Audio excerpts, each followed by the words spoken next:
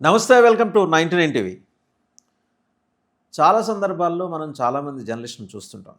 వాళ్ళ అనుభవాలు, వాళ్ళు రాసిన కథనాలు, లేకపోతే విజువల్ మీడియాలో వాళ్ళు ఇచ్చిన ప్రజెంటేషన్స్, వేరియస్ స్టోరీస్కి సంబంధించి ఒక్కొక్కళ్ళది ఒక్కో తీరు, చెప్పే విధానం కానీ, రాసే విధానం కానీ, అలాగే చదివించి పరిగెత్తించే విధానం కానీ, ఇవన్నీ కలబోసి ఒక బాటిల్లో వేసి బయటికి తీస్తే సాయిశేఖర్, అంగర్ సాయిశేఖర్, సాయి అని పిలుస్తారు, సాయే అని పిలుస్తుంటారు. ఆయన బాగా తెలిసిన వాళ్ళు, 37 సంవత్సరాల అనుభవం. ఆయన రాసిన స్టోరీల కన్నా అన్రిటన్ స్టోరీస్ చాలా ఎక్కువ ఉన్నాయి. అవన్నీ ఆయన ఫేస్బుక్ వాల్ మీదకి వెళ్ళిన వాళ్ళకి అర్థమవుతాయి. చదువుతుంటే ఎవరైనా సరే అక్షరాలప్పుడు పరిగెడతారు. వేరే చేతిలో కాఫీ కప్ ఉన్నా దాన్ని అలాగే పట్టుకొని చదివేస్తాం. ఇది చదివిన తర్వాత తాగుదాంలే అని. అలా చదివించేంతటి, పరిగెత్తించేంతటి శైలి ఆయన సొంతం. ఈరోజు సాయిశేఖర్ మనతో పాటు స్టూడియోలో ఉన్నారు. రీవైండ్ కదా, 37 ఏళ్ల క్రితం మొదలెట్టి ఆయన ఫస్ట్ జర్నలిస్ట్గా మొదలెట్టిన ఆయన కెరీర్ దగ్గర నుంచి ఈ వేల్టి వరకు జరిగిన బోల్డన్ని సంఘటనలు, ఏవైతే ఆయన పనిచేసిన సంస్థల్లో రిపోర్ట్ చేయలేదో ఆ రిపోర్ట్ చేయనివన్నీ ఈరోజు మన దగ్గర రిపోర్ట్ చేయబోతున్నారు. అందులో చాలా వరకు ఎఫ్బీలో వచ్చి ఉండొచ్చు, కానీ వాటికి మరింత స్టైలిష్గా రిఫైన్ టచ్ ఇచ్చి మరీ కంపైల్ చేసిన పుస్తకం వికీలీక్స్ అని ఆయన పుస్తకం ఈ మధ్యకాలంలో రాశారు. అది చదువర్లను చాలా వరకు ఆకట్టుకుంది. సో ఆయనతో మాట్లాడేప్పుడు ఆయన చాలా టిపికల్గా రాసిన సీరియస్ స్టోరీస్ గురించి కాదు ఇప్పుడు మనం మాట్లాడేది, ఆయన రాయని స్టోరీస్ గురించి. సో ఇంతవరకు ఆయన రాసిన భాస్కరుడు అయితే రాయని భాస్కరుడుగా ఆయన ఏం రాశాడో ఆయన్ని అడిగి తెలుసుకున్నాం. సాయిశేఖర్ గారు నమస్తే. నమస్తే. సాయే మీరు రాసేప్పుడు సాయే అని రాస్తారు కదా, సాయే శేఖర్. అది సాయే అని రాయడానికి ఒక చిన్న నేపథ్యం ఉన్నది. మనం తెలుగులో రాసినప్పుడు సాయి అని రాస్తాం కదా, ఈ ఇట్లా రాస్తాం. సో దానికి సమానార్థకం ఇంగ్లీష్లో ఏంటి? సో అడ్మిషన్ ఫామ్లో మై ఫాదర్ రోట్ SAYI అని రాశారు. 10th క్లాస్ నామినల్ రూల్స్ రాస్తున్నప్పుడు ప్రేమయ్య గారిని మా స్కూల్లో UDC ఒక ఆయన ఉండారు. ఆయన హ్యాండ్ రైటింగ్ బాగుండేది. సో వారు ఈ పేర్లన్నీ రాశారు స్టూడెంట్స్. నా పేరు దగ్గరికి వచ్చినప్పుడు SAY ఇట్లా రాసి ఆ పైన చుక్కబడ్డ మర్చిపోయాడు ఆయన. సో అది ఈలాగా కనిపించడం మొదలుపెట్టింది. గవర్నమెంట్ నుంచి నామినల్ రూల్స్ వచ్చినప్పుడు అది SAYE శేఖర్ అని వచ్చింది.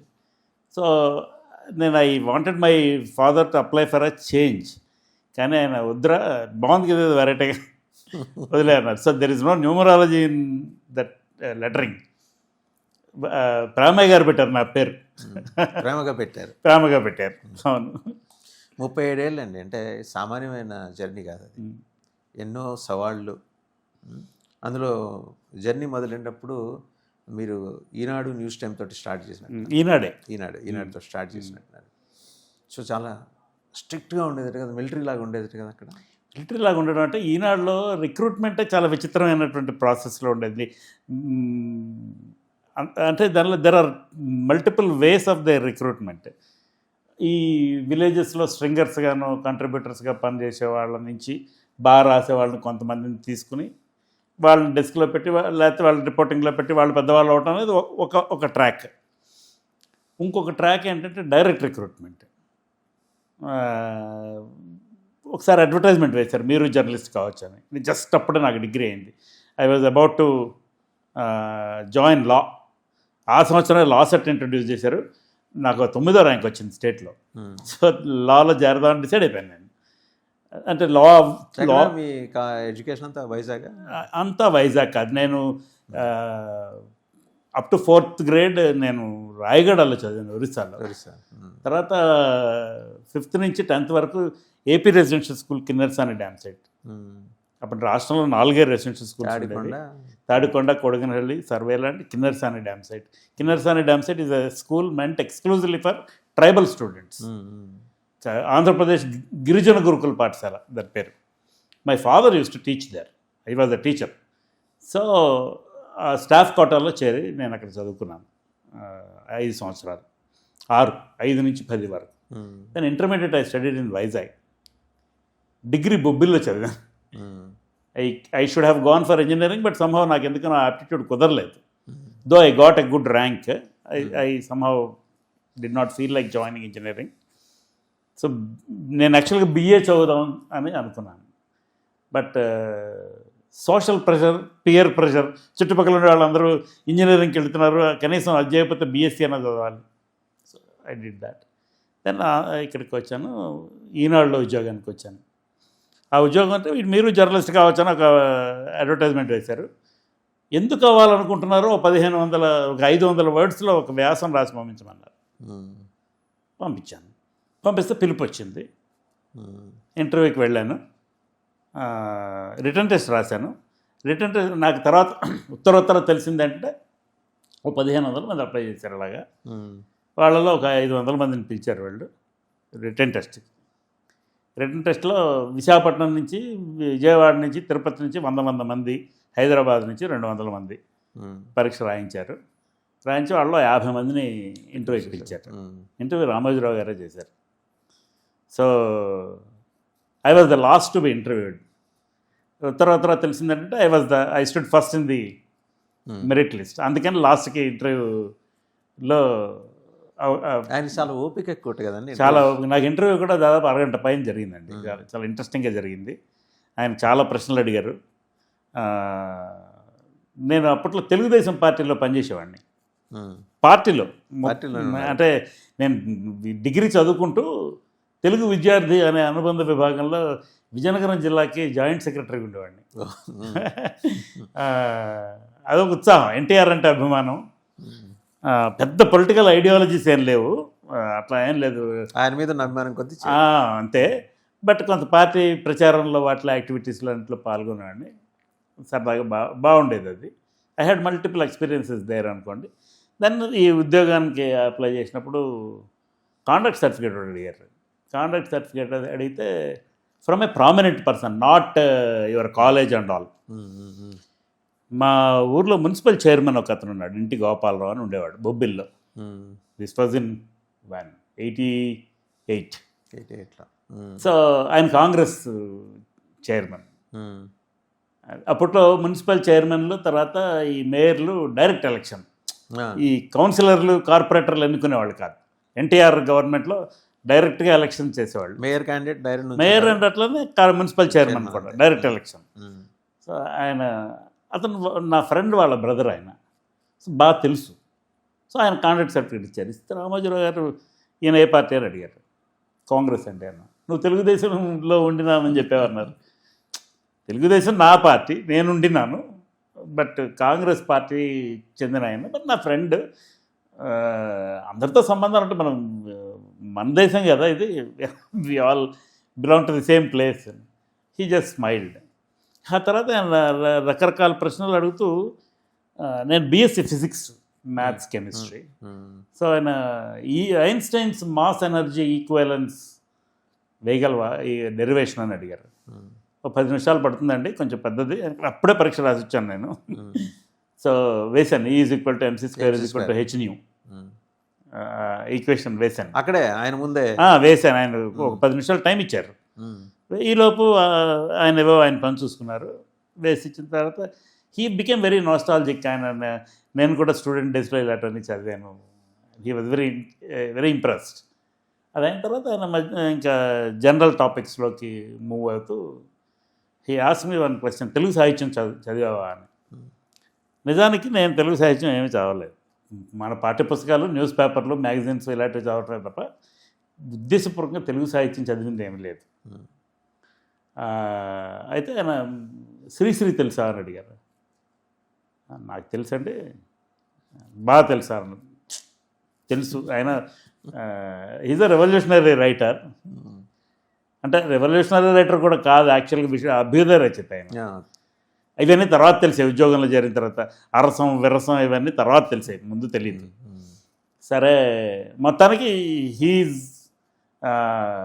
Writings, poetry was motivational for the youth, very thought provoking అని ఆయన ఒక మీటర్లో రాస్తాడు. ఇలాంటివన్నీ అప్పుడు తెలియవు, తర్వాత తెలుసుకున్నాను నేను. శ్రీ ఆరుద్ర తెలుసా అన్నాడు. Arudra was known for he was a lyricist in movie songs. Plus ఆయన సమగ్రాంధ్ర చరిత్ర రాశారు రాశారు. 13 వాల్యూమ్స్, అదొకటి ఐడియా ఉంది. నెక్స్ట్ ఆయన త్వమేవాహం, ఆ తర్వాత కూనలమ్మ పదాలు, ఇంటింటి పద్యాలు, కేరా లక్ష్మి త్రిశతి ఇలాంటివి రాశారు. ఇవి జ్ఞాపకం ఉన్నాయి నాకు. అప్పుడు యాక్చువల్గా కేరా లక్ష్మి త్రిశతి ఇంకా అప్పటికి రాయలేదు, నేను జర్నలిజంలోకి వచ్చిన తర్వాత రాసిన ప్రక్రియ అది. సో అయితే ఈ శ్రీశ్రీకి ఆరుద్ర ఏమవుతారో తెలుసా అని అడిగాడు రామోజీరావు గారు. నిజంగా నాకు తెలియదు, అది తెలియదండి. కానీ నేను ఒక 15 రోజుల కంటే ఒక సాహిత్య గోష్ఠికి వెళ్తే అక్కడ ఒక పెద్ద మనిషి క్యాజువల్గా మాట్లాడిన మాట నాకు బాగా ఇంట్రెస్టింగ్గా అనిపించి నేను అది క్యాచ్ చేశాను, మీకు అది చెప్పగలుగుతాను. శ్రీశ్రీ గారి దగ్గరికి వెళ్ళి ఆరుద్ర గారి రెఫరెన్స్లో ఎవరో అడిగారంట, మీ శిష్యరత్నం ఎలా ఉన్నారని. శిష్యుడు అంటే వాడు ఒప్పుకోడు, రత్నం అంటే నేను ఒప్పుకున్నాను అంటే. సో ఇదే చెప్పాను ఆయనకి నేను. ఇవ్వాల్సి మీరు నవ్వినట్టు నవ్వారు ఆయన కూడా. తర్వాత ఆయన 3 ప్రశ్నలు అడిగారు. మీరు జర్నలిస్ట్ అవుదాం అనుకుంటున్నారు కదా, what do you know about Indo Punjab accord గురించి ఏం తెలుసు, ఇండో శ్రీలంకన్ అకార్డ్ గురించి ఏం తెలుసు, అస్సాం అకార్డ్ గురించి ఏం తెలుసు అని అడిగారు. రాజీవ్ గాంధీ ప్రైమ్ మినిస్టర్ అప్పుడు ఈ 3 అకార్డులు ఆయన కాలంలోనే జరిగాయి. నాకు తెలియదండి, ఏమీ తెలియదండి. అదే నువ్వు ఈనాడు చదువుతాను, మన చుట్టుపక్కల ఉండేవే ఎక్కువ ఇంట్రెస్ట్గా ఉంటాయి మనకి. అలాగే నేషనల్ ఇష్యూస్ తెలియవని కాదు, బట్ మొత్తానికి సంభవం వీటి మీద పెద్ద ఫోకస్ పోలేదు. కానీ నేను ఒక చిన్న విరిపోటు చెప్పగలుగుతాను దీనికి. పంజాబ్ అకార్డు చేసుకుంటే ఆ అకార్డు మీద సైన్ చేసిన సంత్ హరిచంద్ సింగ్ లోంగోవాల్, శిరోమణి అకాలీదళ లీడర్, వారిని చంపేశారు. ఇండో శ్రీలంకన్ అకార్డు చేసుకున్న తర్వాత Rajiv Gandhi when he was reviewing the naval period in Sri Lanka, ఆయన మీద హత్యా ప్రయత్నం జరిగింది. అస్సాం అకార్డ్లో students union has become ruling party, కానీ అక్కడేమి స్ట్రైఫ్ తగ్గిన దాఖలాలు లేవు. These are all actually accords అని పేరు పెట్టారు, కానీ they are actually discords and they have not served any purpose for which they have been signed for. Crux చెప్పాను. అందుకని తెలుసుకోకపోతే ఏమైందండి అని చెప్పాను. He like that answer and I was through. ఉద్యోగం దొరికింది, అక్కడ చేరాను. డెస్కా reporting I was hired for, అంటే మామూలుగా ఈ మినీ డైలీస్ ఉండేవి అప్పట్లో, ఇప్పుడు పేపర్లో కలిపేశారు పోస్ట్ కోవిడ్. ఈనాడు హైదరాబాద్, ఈనాడు ఆదిలాబాద్, ఈనాడు విజయనగరం, ఇలాగా ఇవి పెట్టడానికి 6 నెలల ముందర మమ్మల్ని రిక్రూట్ చేశారు. ఓకే. బూదరాజు రాధాకృష్ణ గారు అనేవాళ్ళట కదా గర్భసంచికలు అని. బూదరాజు రాధాకృష్ణ గారు is a very knowledgeable man. బహుశా మీరు చేరినప్పుడు వారు ప్రిన్సిపల్ అప్పటికి ఆ స్కూలు ఎఫెక్టివ్గా లేదు, అంతకు ముందు ఉండింది. ఆ తర్వాత ఆమె నేను చేరిన కాలంలో లేదు. ఆ తర్వాత సంవత్సరం మళ్ళీ రివైవ్ చేసి వారిని ప్రిన్సిపాల్గా పెట్టి ముందు ఒక 1 year కరస్పాండెన్స్ కోర్స్ లాగా నడిచింది అది. ఆ తర్వాత బ్యాచెస్కి క్లాస్ రూమ్ ట్రైనింగ్ మళ్ళీ పెట్టారు. అట్లా ఎలా అంటే ఆ జర్నీ, ఈనాడులో జర్నీ ఎలా? ఈనాడు గ్రూప్లో నేను 5 సంవత్సరాలు పనిచేశాను. బాగా ఎంజాయ్ చేశారు? బాగా ఎంజాయ్ చేశాను. ఇక్కడ మనకి ప్రతిదీ కొత్తదే, and it's not a monotonous job. Journalism is not a monotonous job. కొత్తగా ఉంటుంది, ప్రతిరోజు కొత్తగా ఉండేది అండ్ బాగుండేది. ఇప్పుడు బాగాలేదు అని నేను అన్ను, అప్పుడు చాలా బాగుండేది. అంటే మనకి తెలియని విషయాలు తెలియజెప్పేవాళ్ళు, పెద్ద పెద్ద సీనియర్స్, జ్ఞానులు ఉండేవాళ్ళు. మనకు కూడా ఒక చిన్న వీ హ్యావ్ లెర్న్డ్ దిస్ అని ఒక చిన్న సాటిస్ఫాక్షన్ ఒకటి.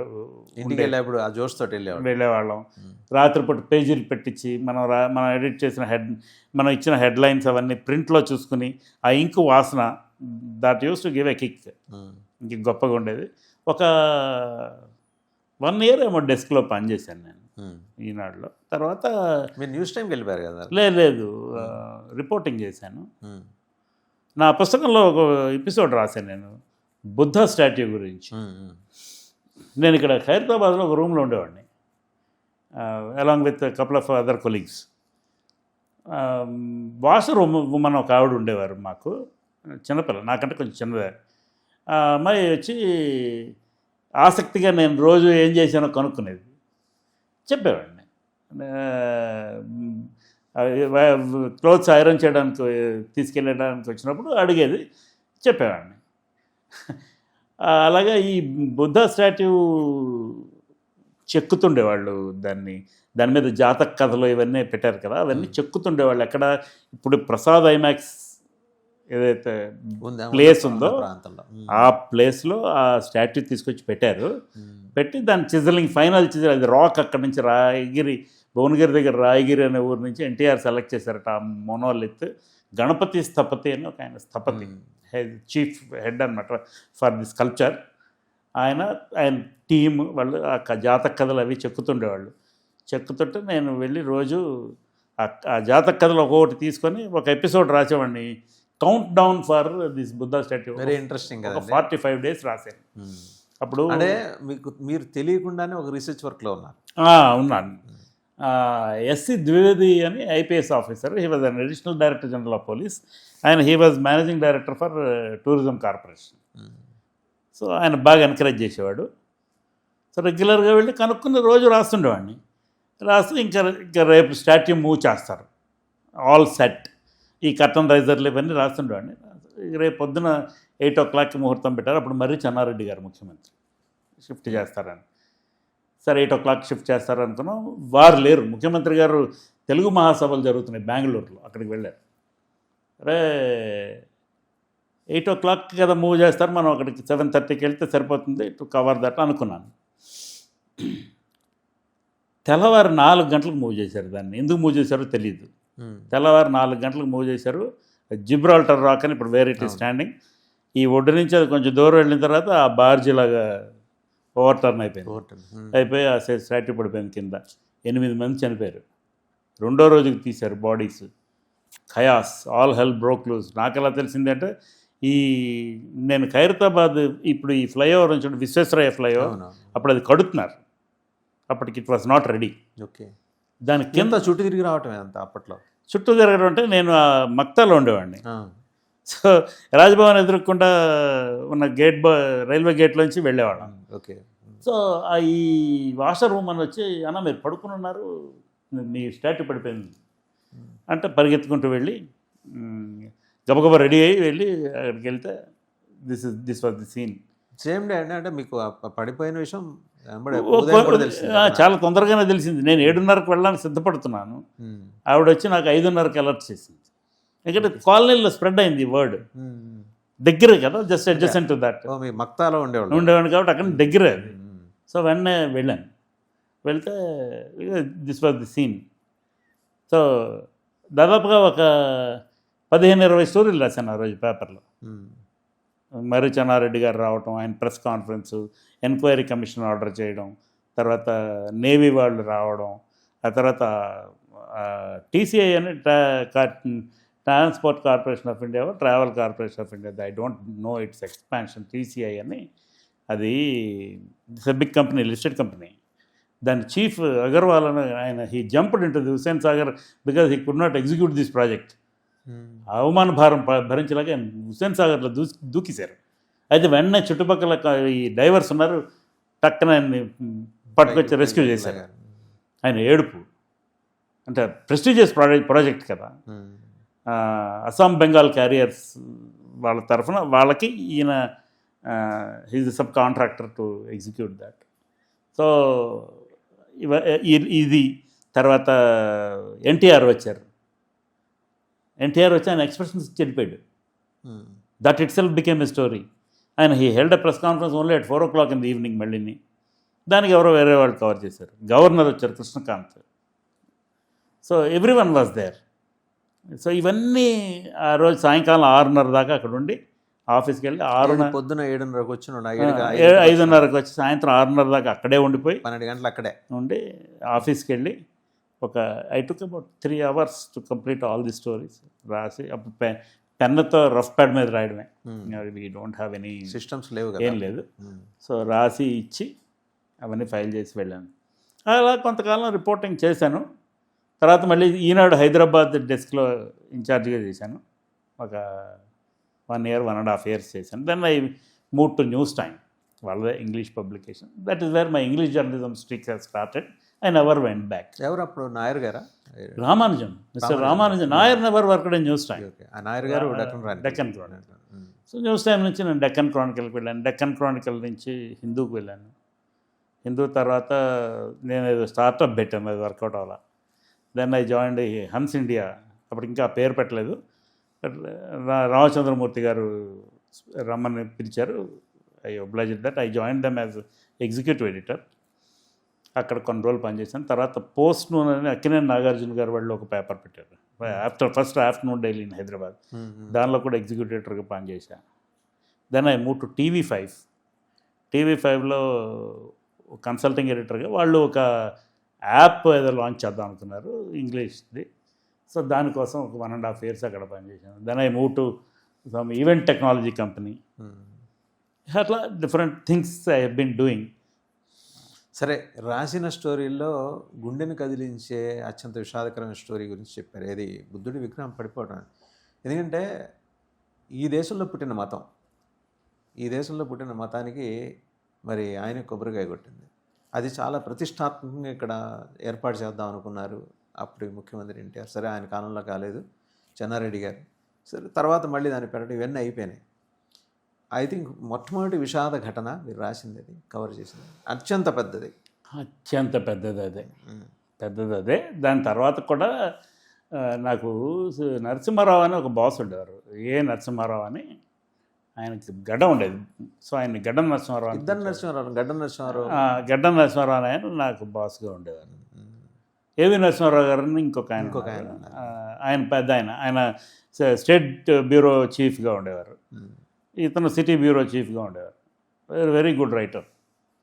ఆయన దగ్గర ఆయన నాకు రిపోర్టింగ్లో ఓనమాలు దిద్దిచ్చింది ఆయనే, నరసింహారావు. ఈ హైదరాబాద్లో నాకేమో ఇక్కడ లోకల్ లింగో రాదు, ఉర్దూ, హిందీ ఏదో పుస్తక జ్ఞానం తప్ప.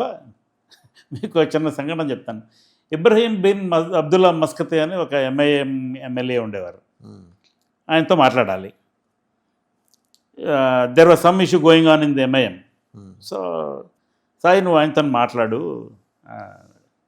ఏమిటి అడగాలి అంటే ఆ ప్రిపరేషన్ అయితే అయింది, కానీ ఏమిటి అడగాలి అనేది దానికి సబ్జెక్ట్ తెలుసు నాకు. I don't know how to ask. ఆ భాష తెలియదు, హిందీ కానీ ఉర్దూ. సో ఆయన అడిగాను, ఏం చేయమంటారు అంటే ఆయన మస్కతీ సాబ్ హైక్యా అని అడిగితే ఆయన లైన్లోకి వస్తే నరసింహారావు ఫోన్లో నరసింహారావు మాట్లాడతారని ఇచ్చేసేయాను. సరే, నేను ఫోన్ చేశాను. ఫోన్ చేసి మస్కతీ సాబ్ హైక్యా అన్నాను. అంటే మస్కతీ బోల్ రామ్, ఆప్ కౌన్ హై అని అడిగాడు. దీనికి సమాధానం తెలియదు నాకు. సో నేను కొంచెం తాపీగా ఆగి, ఈయన 1 minute అని ఫోన్ ఇట్లా పట్టుకొని ఇట్లా అడుగుతున్నాడు అన్న. ఈనాడు అక్బార్ సే బాత్ కర్ రే అని చెప్పు, నీ పేరు చెప్పాను. అయితే అచ్చా ఠీక్ హై బేటా, క్యా చాతే హై. మళ్ళీ ఈయనకి తెలుగులో కాగితం మీద రాసిచ్చాను, క్యా చాతే హై అంటున్నాడు అని. అంటే బాత్ కర్నే కా హై, MIM के ఇష్యూస్ కే ఊపర్ బాత్ కర్నే కా ఏదో చెప్పాడు. ఆయన చెప్పినట్టు నేను తెలుగులో రాసుకుని అది చెప్తుండేవాడు. నేను చెప్తుంటే బీచ్ మే క్యూ బ్రేక్ ఆ రా అని అడిగాడు ఆయన. రాసిచ్చాను. అంటే నరసింహారావు బాత్ కర్తా అని చెప్పమన్నాడు. అది చెప్పాను.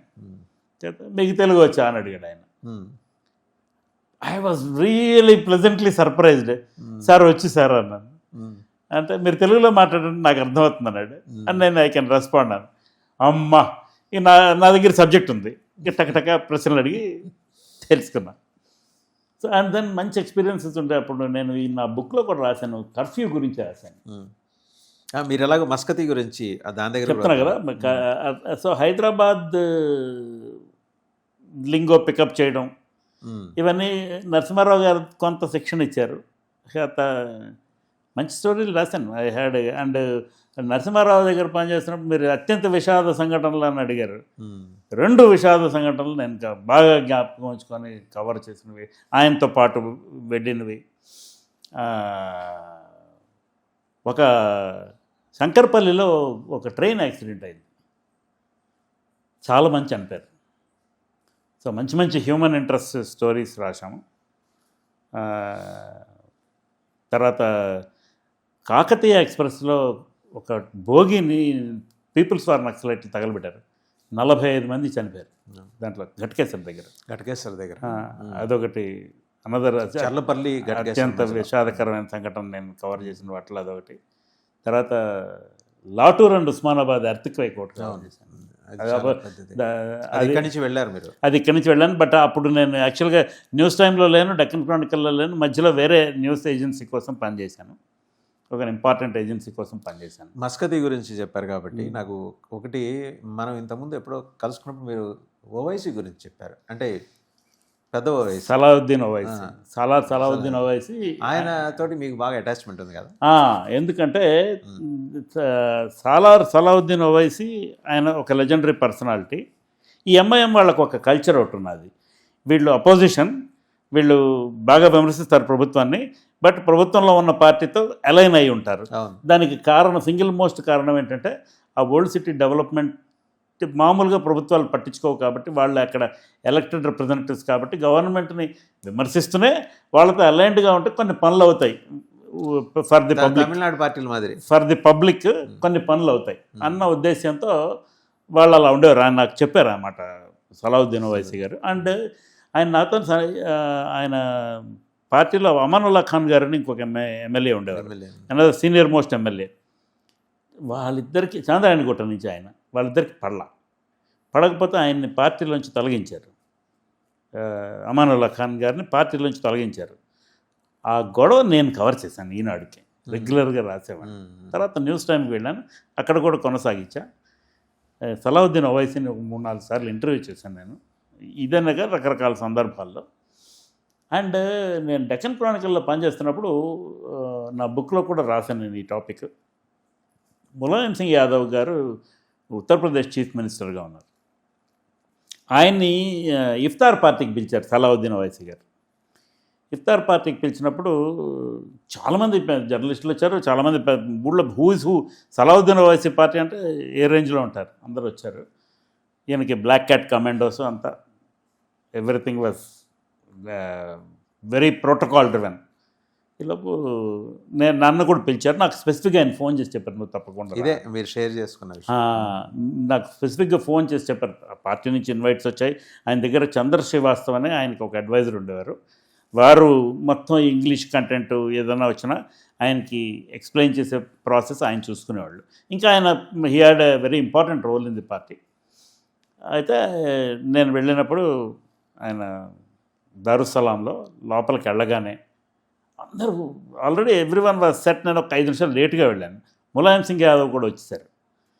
హెడ్ సీట్ పెద్ద గ్రౌండ్లో, స్ప్రాలింగ్ గ్రౌండ్లో ఒక తివాసి వేసి దాని మీద సోఫాలు వేశారు ఫర్ దీస్ వివిఐపీస్. మిగతా వాళ్ళందరికీ రకరకాల చైర్స్ ఆడియన్స్గా వేశారు. అండ్ దెన్ రకరకాల dining tables, everything were set because of the iftar party. నేను అక్కడికి వెళ్ళగానే ఇంత పెద్ద మనిషి అనంత ఎత్తునుంటారు, వచ్చి షేక్ హ్యాండ్ ఇచ్చి నన్ను, హీ స్పాటెడ్ మీ, తీసుకెళ్ళి ఆ పెద్ద సోఫాలో ఆయన ఒక పక్క కూర్చున్నారు, ములాయం సింగ్ యాదవ్ గారు ఒక పక్క కూర్చున్నారు, నన్ను మధ్యలో కూర్చోబెట్టి, ఐ వాజ్ ఎంబరాస్డ్, మధ్యలో కూర్చోబెట్టి, మషూర్ జర్నలిస్ట్ హైదరాబాద్ సే డెక్కన్ క్రానికల్ కా అని ములాయం సింగ్ యాదవ్ గారికి పరిచయం చేశారు. Felt very happy. ఒక 2-3 minutes నేను I have not gone to interview Mulayam Singh Yadav దాని, సో ఆ ప్రిపరేషన్లో లేను నేను. బట్ అసలు first time was overwhelmed. Salahuddin Owaisi ఏంటి, మన పిలిచి అక్కడ కూర్చోబడ్డం ఏంటి అని కొంత బాగా ఐ ఫెల్ట్ వెరీ హ్యాపీ. తర్వాత I took it easy and then join the crowd. అదే అంటే ఇలాంటివే సాయిశేఖర్ ఎందుకు భిన్నంగా కనిపిస్తారంటే ఇలాంటి సంఘటనలు చెప్తారు కాబట్టి. ఇవన్నీ కూడా ఏంటంటే రాయటానికి అవకాశం లేదు, మీకు విత్ ఇన్ ద ఫ్రేమ్ రాసుకోవాలి, పేపర్ రిపోర్ట్, న్యూస్ పేపర్లో పట్టవు. బట్ వేరాజ్ ఇవన్నీ మీరు ఒక ఎఫ్బీలో రాసుకుంటూ వచ్చారు, మాక్సిమం ఒక 80% ఫాలో అయ్యాను. కంపైల్ చేసి విటిలిక్స్ ఎవరు సజెస్ట్ చేసింది? ఈ పుస్తకం తీసుకురావడానికి కూడా ఒక నేపథ్యం ఉన్నది. టైమ్స్ ఆఫ్ ఇండియాలో సీనియర్ ఎడిటర్గా మొన్నటిదాకా పనిచేసి రిటైర్ అయిన Sushil Rao Sushil Rao garu. Sushil Rao has been my friend for the last 37 years. నేను జర్నలిజంలో చేరిన కొత్త రోజుల్లోనే ఆయనతో పరిచయం అయింది. పరిచయం కాస్త గట్టి ఫ్రెండ్షిప్గా మారింది నేను డెక్కన్ క్రానికల్లో జాయిన్ అయిన తర్వాత. We use to work together. ఆ తర్వాత ఆయన రకరకాల ప్లేసెస్కి వెళ్ళి చివరికి టైమ్స్ ఆఫ్ ఇండియాలో సెటిల్ అయ్యారు. రకరకాల ఏం లేదు, ఆయన ఏపీ టైమ్స్లో పనిచేశారు, మళ్ళీ డెక్కన్ క్రానికల్లో చేశారు, అక్కడి నుంచి మళ్ళీ టైమ్స్ ఆఫ్ ఇండియాలో చేశారు. లాంగెస్ట్ సర్వ్ అక్కడ 25-26 ఏళ్ళు చేశారు టైమ్స్ ఆఫ్ ఇండియాలో. నేను రకరకాల పనులు చేసుకుంటూ వచ్చాను. But family wise we have always been in touch, regular టచ్లో ఉండేవాళ్ళం. ఆయన ఒక బ్లాగ్ ఒకటి పెట్టుకుని ఆ బ్లాగులో ఆయన యానెక్డోట్స్ రాస్తుండేవాడు. ఇన్స్పైర్డ్ బై దట్ నేను కూడా రాయాలని నేను బ్లాగ్ సెటప్ చేయకుండా నేను ఫేస్బుక్లో రాసేవాడిని. రాస్తే చాలామంది రెస్పాండ్ అయ్యి రీచ్ ఉండేది, దానివల్ల రీచ్ ఉండేది. బోలెడన్ని లైక్లు, బోలెడన్ని కామెంట్లు. వాళ్ళందరూ అయితే ఫోన్ చేసి మాట్లాడేవాళ్ళు. పెద్ద పెద్ద జర్నలిస్టులు కూడా నువ్వు బుక్ రాయాలి, you should bring A book about your experiences and anecdotes. చాలా పెద్ద పెద్ద జర్నలిస్టులు, ఢిల్లీ జర్నలిస్టులు, ఇక్కడ ఎడిటర్స్గా పనిచేసిన వాళ్ళు, వీళ్ళందరూ కూడా చెప్పేవాళ్ళు. అండ్ నేను ఫేస్బుక్లో పెట్టడానికి ఒక రీజన్ ఉంది. మనం రాసిన స్టోరీ దాంట్లో నేను పాత్రధారుణ్ణి. ఇప్పుడు నేను అనేది బుక్ రాసేటప్పుడు మనం ఒక హై లెవెల్లో పెట్టుకోకూడదు. పెట్టుకుంటే అది ప్రమాదం అవుతుంది. సమాజం మన విమర్శించే అవకాశం ఉంటుంది. విమర్శ తీసుకోలేక కాదు, కానీ ఒక్కొక్కరికి ఒక్కొక్క ఒపీనియన్ ఉంటుంది ప్రతిదాని మీదను. ఒపీనియన్ అనేది ఎట్లాంటిది అంటే అండి, నోరు లాంటిది, ప్రతివాడికి ఒకటి ఉంటుంది. సో ఏదన్నా మాట్లాడచ్చు. అందుకని ఒకవేళ నేను ఏదైనా పొరపాటు రాస్తుంటే కరెక్షన్స్, ఒక 2-3 అలాంటి కరెక్షన్స్ కూడా, సలహాలు కూడా వచ్చినాయి. ఫ్యాక్చువల్ నెరేషన్ చేసే ప్రాసెస్లో చాలా సంవత్సరాల కింద సంఘటనలు రాసినప్పుడు ఏమైనా నేను మర్చిపోయి ఉండొచ్చు, స్లిప్స్ ఏదైనా ఉంటే వాటిని కవర్ చేయడం కోసం ఏదో ఒక చిన్న సిమెంట్ వేస్తాం మనం మధ్యలో. అది కాదు ఇది అని చెప్పిన వాళ్ళు కూడా ఉన్నారు మిత్రులు. సో ఫేస్బుక్లో వేయడం వల్ల ఆ ఫీడ్బ్యాక్ వచ్చింది. ఎందుకు అలాంటిది వచ్చిందంటే, అలాంటి మిత్రులు ఎందుకున్నారంటే మిమ్మల్ని అంత దగ్గర నుంచి చూసిన వాళ్ళు ఉన్నారు కాబట్టి వాళ్ళకే ఆ స్వతంత్రం ఉంటుంది కాబట్టి వాళ్ళ స్వేచ్ఛ తీసుకుని మీకు చెప్పారు. సో 3-4 స్టోరీలకు అట్లాంటి నేపథ్యం ఉన్నది. సో రెగ్యులర్గా రాస్తుండేవాడిని. దానికేమి జ్వాలా గారు, బండారు గారు ఎక్కువగా నాకు జ్వాలా, బండారు వాళ్ళు కాన్స్టెంట్గా ఎంకరేజ్ చేసేవాళ్ళు. విమర్శనాత్మకంగా, అంటే విమర్శ కూడా అంటే నన్ను పిన్ డౌన్ చేయడానికి కాదు, క్రిటికల్గా స్టోరీలో ఈ పాయింట్ ఇలాగా జరిగింది, ఇది ఈ పాయింట్ యాడ్ చెయ్యి. ఇప్పుడు ఉదాహరణకి పివి నరసింహారావు గారి డాటర్ వాణిదేవి గారు ఉన్నారు. వారి డాటర్ వారింట్లో పెళ్లి జరిగింది. వాళ్ళ డాటర్ ఆఫ్ సన్ నేను బుక్లో రాశాను క్లియర్గా. ఎవరిదనేది తెలియలేదు నాకు. కామెంట్స్లో రాసిన ఒక ఆయన పెళ్లి కొడుకు పేరు, పెళ్లి కూతురు పేరు, వాళ్ళు ఎవరి పిల్లలు అవి రాశారు. That I have picked it up డైరెక్ట్గా. సో ఇలాంటి ఫీడ్బ్యాక్స్ కొంతమంది ఇచ్చారు అన్నమాట. ఇస్తే వాటిని నేను మళ్ళీ ఎడిట్ చేసి పెట్టాను. ఒక బుక్ రూపంలో తేవాలని సుశీలే బాగా. టైటిల్ ఎవరు కాయిన్ చేశారు చెప్తాను. సుశీల్ బాగా ఒత్తిడి చేశాడు బుక్ రాయాలని. దెన్ నాకు ఇంకొక సన్నిహిత మిత్రుడు అన్నారు, శ్రీరామ్ కర్రీ అని.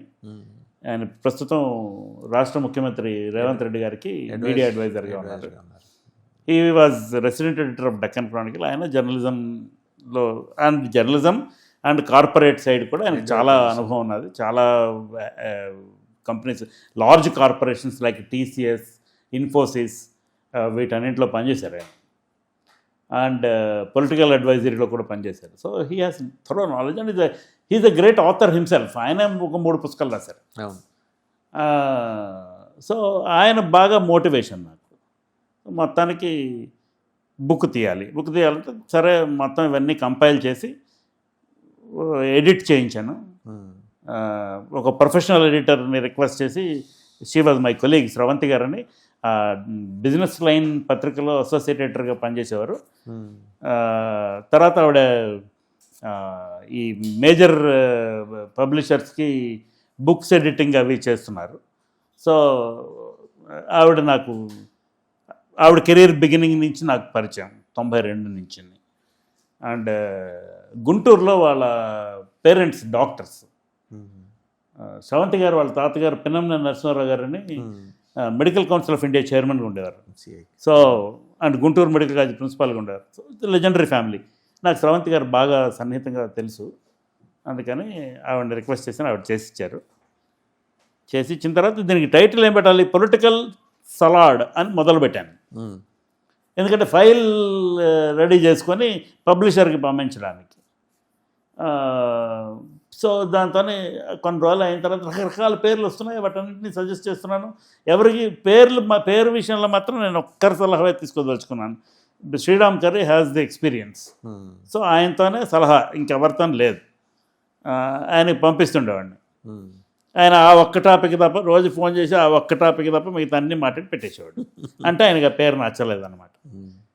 ఓనాడు తెల్లవారు నిద్ర లేవగానే నాకు ఐడియా వచ్చింది. వెంటనే పంపించా.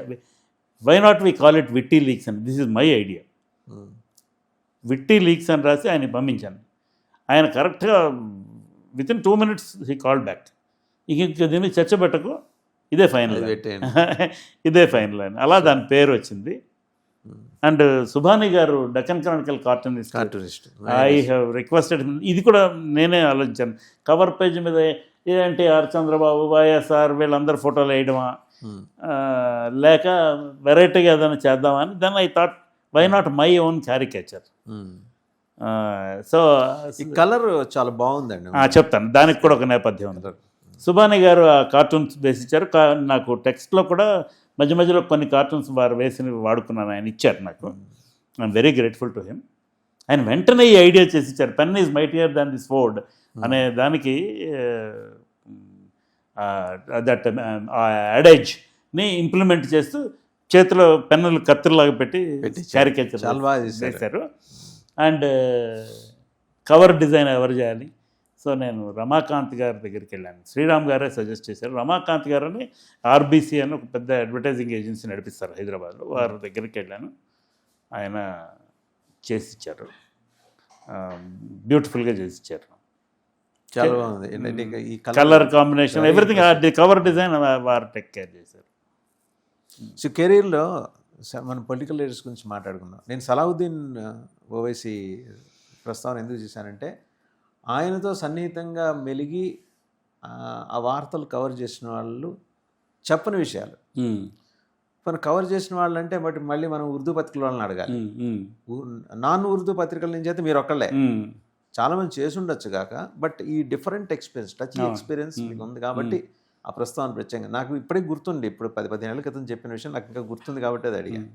రెండోది, మీ జర్నీలో, జర్నలిస్టిక్ జర్నీలో రాజేంద్ర ప్రసాద్ గారి గురించి రాశారు, వారి గురించి రాశారు. అది పుస్తకంలో రాయలేదు.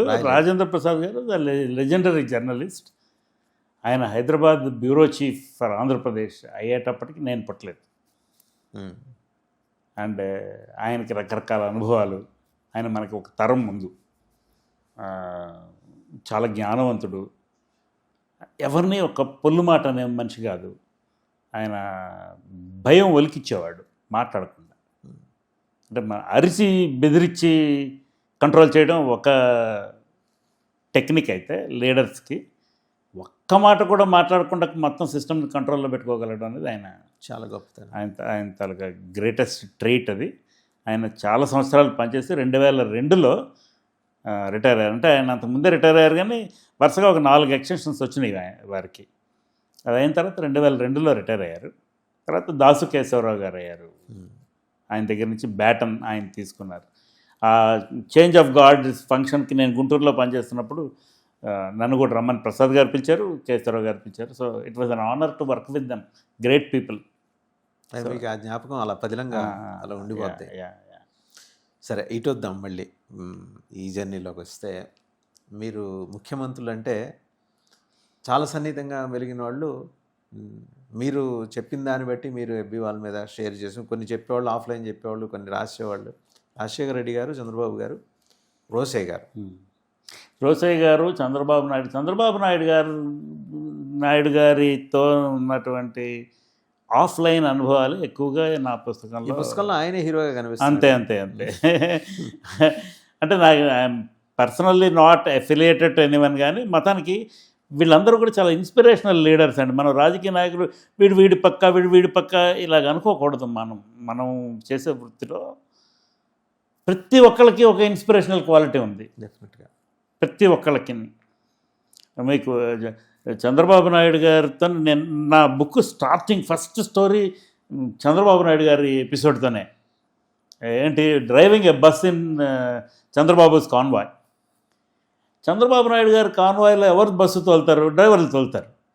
బస్సు కారు ఏదో ఒకటి డెసిగ్నేటెడ్ డ్రైవర్స్ తోలుతారు, రిపోర్టర్లు తోలరు. నేను అసలు నా జీవితంలో ఎప్పుడు బస్సు నడపలేదు, ఆ రోజు నడిపాను. అండ్ అది first time and perhaps the last time. ఆ తర్వాత నేను మళ్ళీ బస్సు నడపలేదు. నడపవలసిన పరిస్థితి ఏర్పడింది. ఆయన బాపట్ల వచ్చారు ఏదో విజిట్కి, అఫీషియల్ విజిట్కి. ఒక 1 hour ప్రోగ్రామ్ ఉండింది. అది చూసుకొని ఆయన అక్కడి నుంచి పొన్నూరు వెళ్ళాలి. పొన్నూరులో మన ధూళిపల్లి నరేంద్ర గారు ఎమ్మెల్యే, ఆయన అక్కడ పబ్లిక్ మీటింగ్ ఆర్గనైజ్ చేశారు. పబ్లిక్ మీటింగ్ ఎక్కడ పెట్టారు? పొన్నూరులో. పెద్ద గ్రౌండ్లు ఏం లేవు అక్కడ. ఆ సెంటర్ ఒకటి ఉంటుంది ఊళ్ళో, మున్సిపల్ మార్కెట్ సెంటర్ ఉంటుంది. ఆ సెంటర్లో ఆ జీబీసీ రోడ్ అంటారు దాన్ని, గుంటూరు బాపట్ల చీరాల రోడ్. ఆ రోడ్డు మీద అన్ని సైడ్ల నుంచి బ్లాక్ చేసి పెట్టారు. సో ట్రాఫిక్ ఆగిపోయినది. ముఖ్యమంత్రి గారు వెళ్ళి పబ్లిక్ మీటింగ్ అడ్రస్ చేసేస్తే అది క్లియర్ అయిపోతుంది. ఈలోపు అనౌన్స్మెంట్ ఏమిటి వచ్చిందంటే భోజనాలు పెడతారు అప్పికట్లో అని చెప్పారు.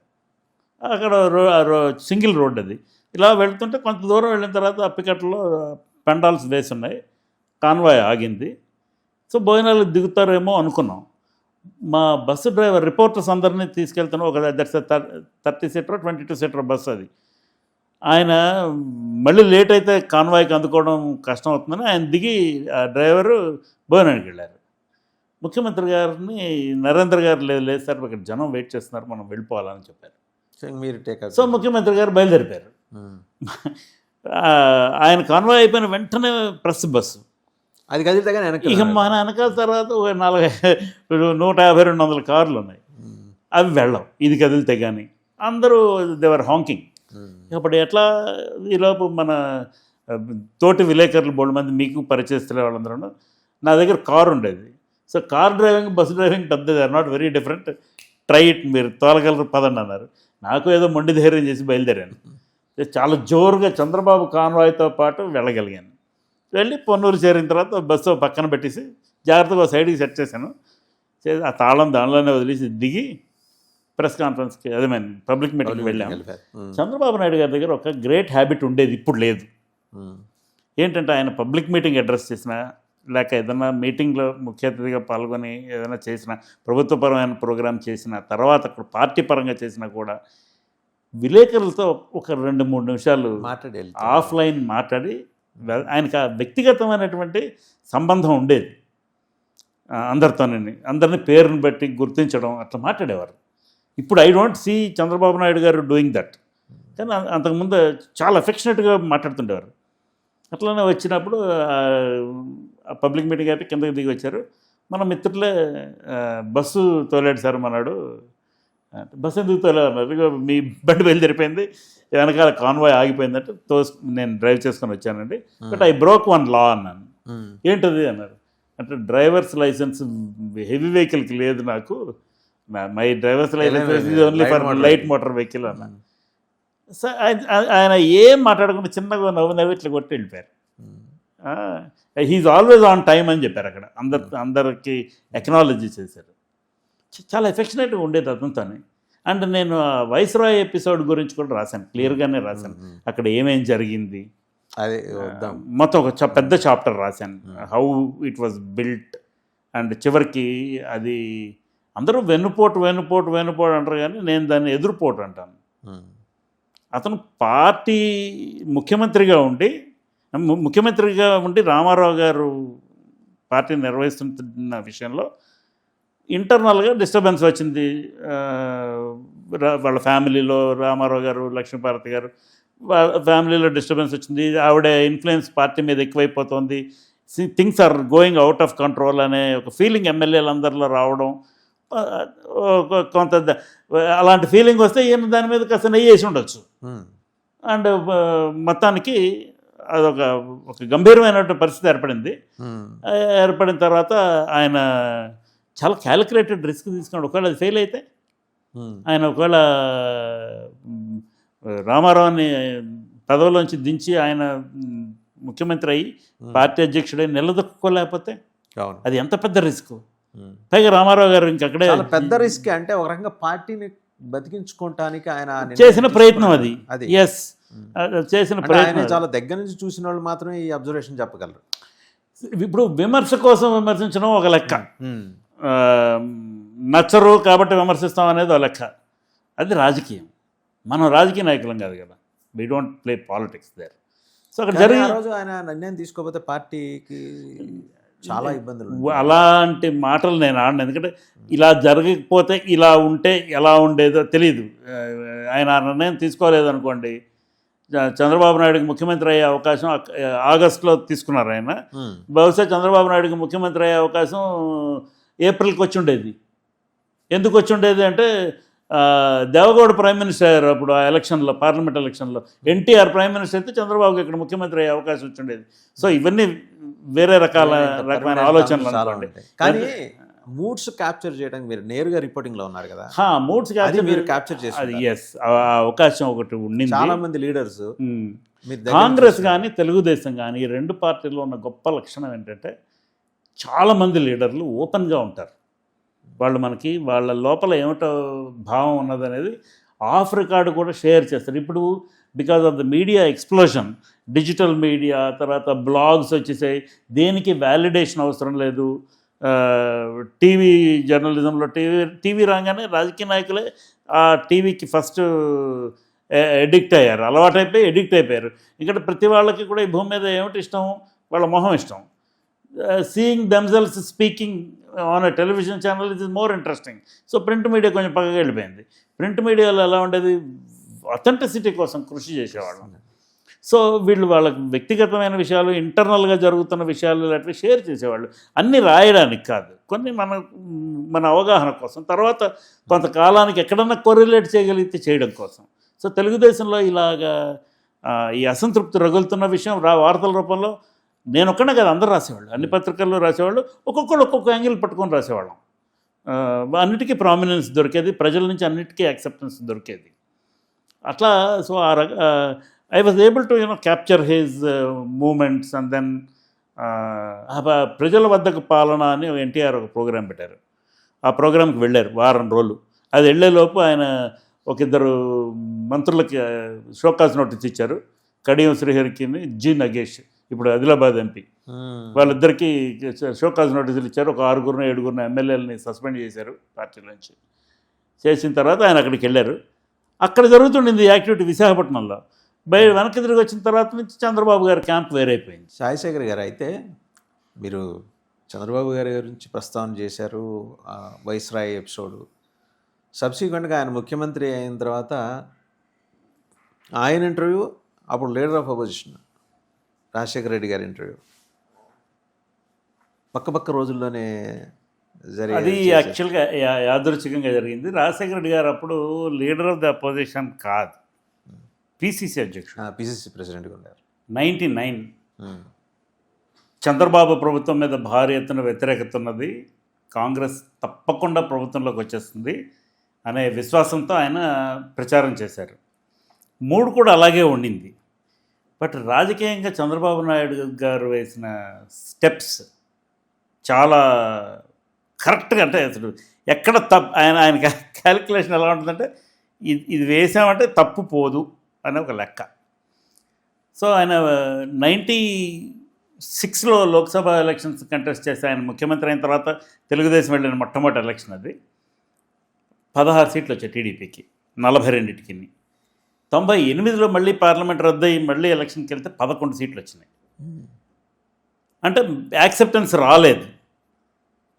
ఈసారి డూ ఆర్ డై 99. ఇప్పుడేంటి, simultaneous election for the state and also Delhi పార్లమెంట్కి కూడా. ఈ టైంలో ఇంక అసలు మిస్ అవ్వకూడదు. మిస్ అయితే ఇంక తెలుగుదేశం అధికారం పోతుంది అండ్ మళ్ళీ రావడం చాలా కష్టం అవుతుంది. ఎందుకంటే రాజశేఖర రెడ్డి చాలా పవర్ఫుల్ లీడర్, ఆయన వెరీ పాపులర్ లీడర్ అప్పటికే. బట్ ఆయన ముఖ్యమంత్రి అవ్వాలనే అంబిషన్ అలాగా నర్స్ చేస్తూనే ఉన్నాడు, కానీ అది అవ్వడం లేదు. ఆయన సమకాలీకుడు చంద్రబాబు నాయుడు గారు అప్పటికి ముఖ్యమంత్రి అయిపోయి 4 ఏళ్ళు అయిపోయింది. 95లో అయ్యారు ఆయన, 4 ఏళ్ళు అయిపోయింది. సో ఆ ఊపు ఉన్నది. ఆ ఊపులో ఆయన రాజశేఖర రెడ్డి గారు ప్రచారానికి వచ్చారు, గుంటూరు జిల్లాకు వచ్చారు. చేసి మాచర్ల నుంచి ఆ కాన్వాయ్లో ఫాలో అవుతూ వచ్చాం. కొంచెం దూరం వెళ్ళిన తర్వాత ఆ గురజాల ప్రాంతంలో నేను ఆ కాన్వాయ్లో ఎక్కి ఆయన అడిగా, ఆయన కారులో ఎక్కి, సార్ ఇట్లా ఇంటర్వ్యూ చేస్తే బాగుంటుంది, కెన్ యూ, ఎలక్షన్ క్యాంపెయిన్ అది, ఇట్స్ నాట్ రొటీన్ క్యాంపెయిన్ కాదు, ఎలక్షన్ క్యాంపెయిన్. అంటే అప్పుడు మీరు హిందూలో ఉన్నారు? ఉన్నాను, హిందూలో ఉన్నాను. సో అడిగితే ఆయన ఎస్ అని హీ ఒబ్లైజ్డ్. వినుకొండ వరకు ప్రయాణం చేస్తూ దారిలో he gave me an interview. ఇక రాజశేఖర రెడ్డి ఇంటర్వ్యూ వచ్చింది కాబట్టి మిగతా ప్రచారం సంబంధించిన వార్త ఒకటి సరిపోతుంది. నేను వెంటనే డిటూర్ తీసుకొని నేను గుంటూరు వచ్చేసి I filed my copy. Rajasekhara Reddy garu interview, executive editor Malini Parthasarathy garu ఉన్నారు. వారు రాజేంద్ర ప్రసాద్ గారికి ఫోన్ చేసి, రాజశేఖర రెడ్డి ఇంటర్వ్యూ చేశాడు కాబట్టి మనం బ్యాలెన్స్ చేయాలి, ఇద్దరికి మెయిన్ కంటెండర్స్ ఇద్దరికి అవకాశం ఇవ్వాలి, సో ముఖ్యమంత్రి గారి ఇంటర్వ్యూ కూడా చేయమనంటే అతన్నే చేయమనండి అని చెప్పారు. That was a tall order. ముఖ్యమంత్రి గారు ఎక్కడున్నారు, ఎక్కడ ప్రచారం చేస్తున్నారు, హైదరాబాద్లో ఉన్న వాళ్ళకి తెలుస్తుంది. నాకెలా తెలుస్తుంది? నేను గుంటూరులో ఉన్నాను. ఒకవేళ ముఖ్యమంత్రి గారు మన జిల్లాకు వస్తే నాకు తెలుస్తుంది. దాని ముందు అడ్వాన్స్గా ప్రోగ్రామ్ ప్రిపేర్ అవుతాం, దానికి తగ్గట్టుగాను. ఈ రాజశేఖర రెడ్డి గారి ఇంటర్వ్యూ పంపించిస్తే అది అచ్చు వేసేస్తున్నాం, రేపొద్దున ఎల్లుండి పేపర్కి చంద్రబాబు నాయుడు గారి ఇంటర్వ్యూ కావాలి, ఒకవేళ వారు ఎక్కడున్నారో తెలుసుకొని మీరు వెళ్ళి ఇంటర్వ్యూ చేసి పంపించాలి. మామూలు టాస్క్ కాదు కాదు, ఇంపాసిబుల్. చంద్రబాబు నాయుడు గారితో ఇంకొక పెద్ద సమస్య ఒకటి ఉన్నది. వారు ఎలక్షన్ క్యాంపెయిన్లో ఇంటర్వ్యూలు ఇవ్వరు, ఎప్పుడన్నా ఇస్తారు కావాలంటే. He's media friendly. ఇప్పుడు ఈ కాలంలో తెలియదు నాకు, ప్రత్యేక ఆంధ్రప్రదేశ్ ఏర్పడిన తర్వాత తెలియదు నాకు. బట్ వారు మీడియా ఇంటర్వ్యూస్ ఇవ్వడంలో వాటిలో చాలా ప్రిపేర్ అయ్యి మంచిగా ఇస్తారు. అలాంటిది ఈ ఎలక్షన్ క్యాంపెయిన్లో ఆయనకు ఒక ప్రిన్సిపల్ ఉంది, మనం ఇంటర్వ్యూలు ఇవ్వం డ్యూరింగ్ ఎలక్షనీరింగ్. ఎలా? ఇప్పుడు ఈ ప్రిన్సిపల్ నాకు తెలుసు. సో ముందు అసలు ఆయన ఎక్కడున్నారో పట్టుకోవాలి కదా, ఎక్కడున్నారో ట్రాక్ చేస్తే ఆయనకి ఇక్బాల్ గారు చీఫ్ సెక్యూరిటీ ఆఫీసర్గా ఉండేవారు, అట్లానే అబ్రహాం లింకన్ గారు చీఫ్ సెక్యూరిటీ ఆఫీసర్గా ఉండేవారు. వీళ్ళిద్దరికి ఫోన్ చేశాను. చీఫ్ మార్షల్ కదా లింకన్? కాదు, chief security officer. So Lincoln గారికి ఫోన్ చేస్తే ఒంగోలులో ఉన్నారు చీఫ్ మినిస్టర్ గారు అని చెప్పారు. ప్రకాశం జిల్లా టూర్లో ఉన్నారు, మనకు పక్కనే. సో కొంత శాంతి, గుంటూరు నుంచి 110 కిలోమీటర్లు ఒంగోలు, 2 గంటల్లో వెళ్ళిపోవచ్చు. కొంత టెన్షన్ తగ్గింది. నేను ఇంటర్వ్యూ చేయాలంటే ముఖ్యమంత్రి గారిని టైం తీసుకోవాలి, మీరు కొంచెం వారితో మాట్లాడి ఎట్లా ఒకట్లా అరేంజ్ చేయండి అని అడిగాను. నేను అడిగితే సరే అన్నారు. రాత్రి అరౌండ్ 8 o'clock అప్పుడు మళ్ళీ ఫోన్ చేశారు. అంజారావు గారని ఆయన డిప్యూటీ సిఎస్ఓ, వారు ఫోన్ చేసి ఇట్లా లింకన్ గారు చెప్పారు, మీరు ముఖ్యమంత్రి గారి కోసం ట్రై చేస్తున్నారని, ఇంటర్వ్యూ కావాలని, హెలికాప్టరు ప్రాబ్లం వచ్చింది, సో సార్ ఢిల్లీ వెళ్ళటం లేదు, సారీ హైదరాబాద్ వెళ్ళటం లేదు ఇక్కడి నుంచి, we're not flying back, he's going by road. So ఈ రాత్రికి వారు గుంటూరు వచ్చేసి గుంటూరులో ఇన్స్పెక్షన్ బంగ్లాలో ఉంటారని చెప్పారు. అబ్బా పెద్ద రిలీఫ్. సరే నాకు టైం ఫిక్స్ చేయమని కోరాను, టైం తీసుకున్నారు.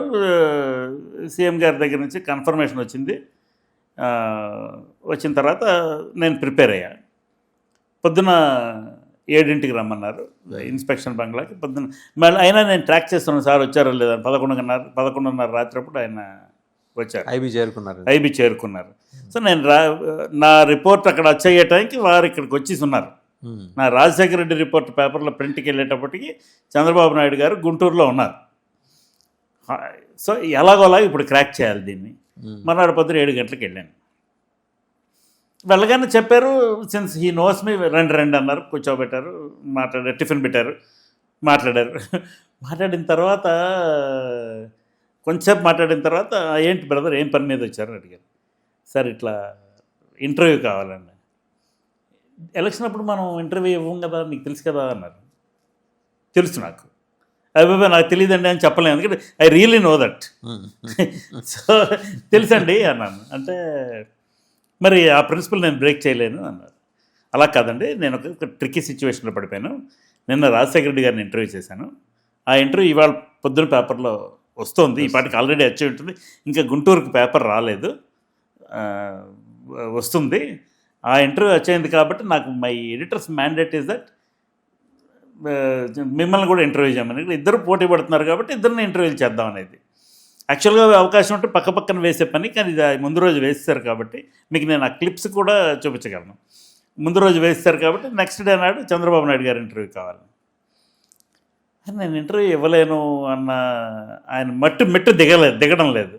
చివరికి నేను ఎలా బతిలాడానంటే, ఓ పని చేస్తాను సార్, మనం మాట్లాడుకుందాం, క్యాంపెయిన్లో ఇష్యూస్ ఏమేమిటి మీరు హైలైట్ చేస్తున్నారు, ప్రతిపక్షం ఏ రకమైన ఆరోపణలు పెడుతోంది, మీరు దాన్ని ఎలా డిఫెండ్ చేస్తున్నారు, తెలుగుదేశం క్యాంపెయిన్ లైన్ ఏంటి, ఈ ప్రశ్నలు నేను అడుగుతాను. నెక్స్ట్ మీ ప్రోగ్రామ్స్ పాలసీస్ గురించి మీరు మామూలుగా మాట్లాడండి, నేను దాన్ని క్వశ్చన్స్ వేసి రాసుకొని పంపించుకుంటానని చెప్పాను. ఆయన మాట్లాడిన దాన్ని ఆన్సర్గా పెట్టుకుని దానికి తగ్గ క్వశ్చన్ అలా క్వశ్చన్స్ తయారు చేసి పంపించుకుంటానని. సరే అన్నారు. బట్ కన్వర్జేషన్ స్టార్ట్ కావాలంటే ఏదో ఒక ప్రశ్న అడగాలిగా. సో నా లక్కీగా ప్రశ్నలన్నీ కూడా వచ్చినాయి, అక్కడే వచ్చినాయి, కొత్తగా ఫేమ్ చేయాల్సిన అవసరం లేకపోయింది. అయిపోయిన తర్వాత సరే నేను దీన్ని ఇంటర్వ్యూ ఫామ్లో రాసుకుంటాను, మీరు తప్పుగా అనుకోవడానికి వీల్లేదు, మీరు నన్ను క్షమించాలని ఆయన చెప్పేసి బయలుదేరి వచ్చి రాసా. అబ్బా ఆ టాస్క్! ఇవాళ పేపర్లో రాజశేఖర రెడ్డి గారి ఇంటర్వ్యూ వచ్చింది, రేపటి పేపర్లో చంద్రబాబు నాయుడు గారి ఇంటర్వ్యూ వచ్చింది. 24 అవర్స్లో చేయడం చాలా ఇంపాసిబుల్ అసలు. నిజమే. దాని తర్వాత రోషయ్య గారు మీకు బాగా, రోషయ్య గారు నాకు చాలా బాగా సన్నిహితుడు. ఆయన అనేక సంవత్సరాలు ఆర్థిక శాఖ మంత్రిగా పనిచేశారు. నేను రిపోర్టింగ్ స్టార్ట్ చేసిన కొంతకాలానికి, అంటే కొన్ని నెలలకు, 1 సంవత్సర కాలానికి ఎన్టీఆర్ గవర్నమెంట్ మారి చెన్నారెడ్డి గారి గవర్నమెంట్ వచ్చింది. చెన్నారెడ్డి గారి గవర్నమెంట్లో రోసయ్య గారు మంత్రి కాదు, బట్ అప్పటికే రోసయ్య పెద్ద నాయకుడు. అప్పటి నుంచి నాకు కొంచెం బాగానే రెగ్యులర్గా కలుస్తుండేవాడిని. ఆయనకి వాక్చాతుర్యం చాలా గొప్పగా ఉన్న రాజకీయ నాయకుడు ఆయన. ఎవరిని హర్ట్ చేయకుండా చాలా షార్ప్గా, ఒక కొరడా దెబ్బలాగా మాట్లాడగలిగిన శక్తి ఉన్నవాడు ఆయన. అండ్ ఇంట్రెస్టింగ్ స్పీకర్, అండ్ ఆయన చెప్పే దాంట్లో అబద్ధం కూడా ఉండదు.